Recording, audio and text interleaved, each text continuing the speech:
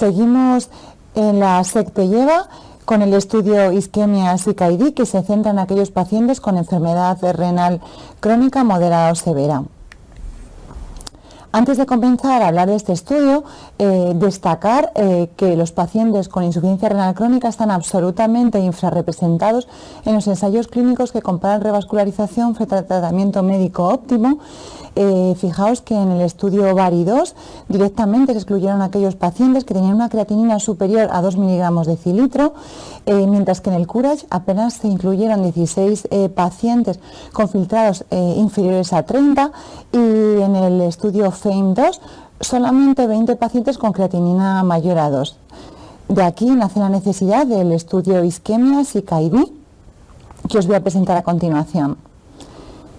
En este estudio se evalúa a pacientes con isquemia moderada o severa y un filtrado glomerular por debajo de 30 o que se encuentran en diálisis. Y estos pacientes se randomizan uno a uno a una estrategia invasiva en la cual se realiza tratamiento médico óptimo más coronariografía y, si es necesaria, revascularización coronaria frente a un tratamiento conservador en el que únicamente se realiza tratamiento médico óptimo y se deriva a los pacientes a cateterismo y revascularización solamente en el caso del fracaso del tratamiento médico óptimo,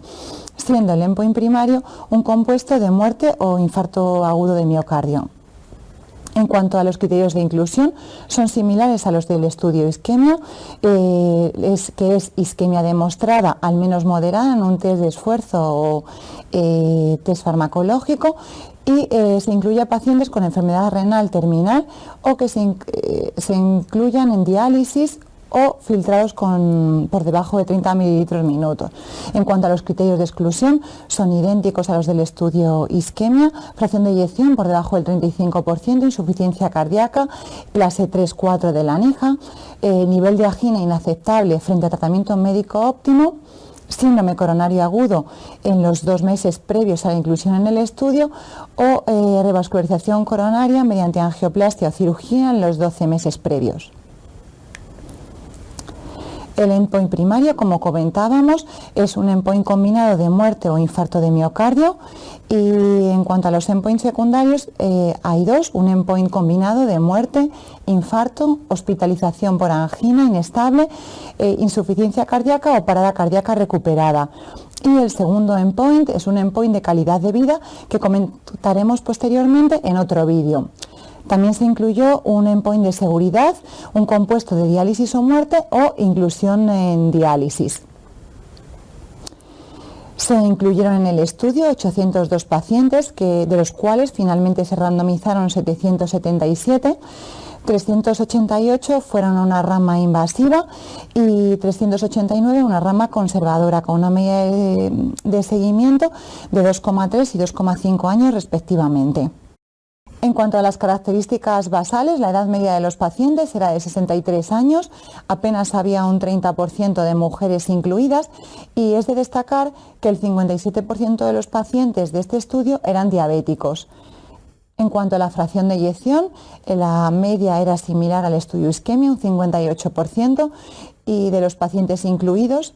hasta el 53% se encontraba en diálisis, con una duración media de la diálisis de 2 años, siendo en torno al 80% hemodiálisis y solamente un 15% diálisis peritoneal.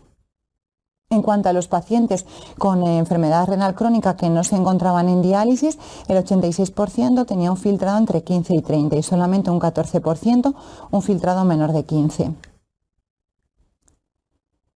En cuanto a la severidad de la isquemia, un 38% de los pacientes presentaron isquemia severa y en torno a un 60-62% isquemia moderada. En cuanto al número de vasos enfermos, en torno al 23% de los pacientes en la rama invasiva presentaba enfermedad de 3 vasos y un 21% presentaba enfermedad de DEA proximal. No hubo diferencias estadísticamente significativas en cuanto al tratamiento entre el grupo invasivo y el grupo conservador. Más del 80% de los pacientes estaba bajo tratamiento con estatinas y en torno a un 45% con IECAS o ARA2.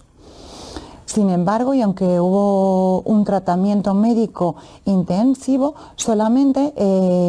un 15% de los pacientes en el grupo invasivo y un 26% en el grupo conservador alcanzó un tratamiento médico óptimo de alto nivel, ¿no? Definido por LDL menor de 70, que cumplieran objetivos de presión, tratamiento con aspirina o antiagregante alternativo y que no fueran fumadores. En cuanto a la coronariografía y revascularización, un 85% de los pacientes destinados al grupo de tratamiento invasivo se realizó coronariografía y de estos un 50% se realizó revascularización, mientras que en un 22% de los pacientes asignados inicialmente al grupo de tratamiento conservador se realizó coronariografía y solo un 12% se realizó revascularización posterior.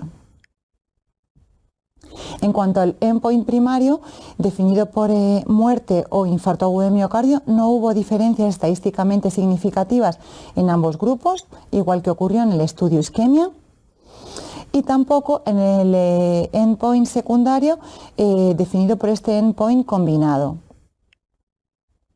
Sin embargo, sí que es de destacar que hubo mayores tasas de ictus en el grupo asignado al tratamiento invasivo, y que en el endpoint secundario de diálisis y diálisis o muerte sí que hubo diferencias significativas. Con respecto a la entrada en diálisis, fue mayor en el grupo invasivo, sobre todo en los primeros 30 días después del procedimiento, si bien no se alcanzaron tasas estadísticamente significativas,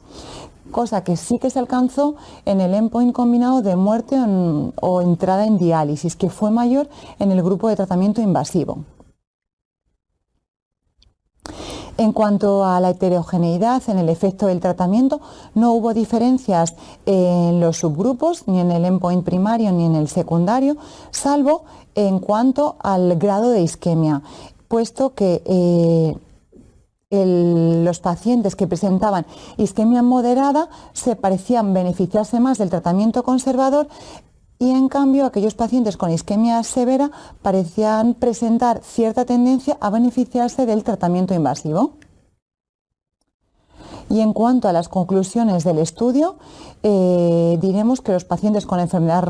renal crónica avanzada, es decir, aquellos con un filtrado menor de 30 o diálisis e isquemia moderada o severa, el tratamiento invasivo no redujo el riesgo de eventos clínicos comparado con el tratamiento conservador. Sí es verdad que en el grupo de tratamiento invasivo hubo una baja tasa de complicaciones periprocedimiento, aunque sabemos que fueron mayores las tasas de ictus, así como el endpoint combinado de muerte o entrada en diálisis. Y con esto finalizamos la revisión del estudio y seguimos comentando más estudios en la SECTE lleva.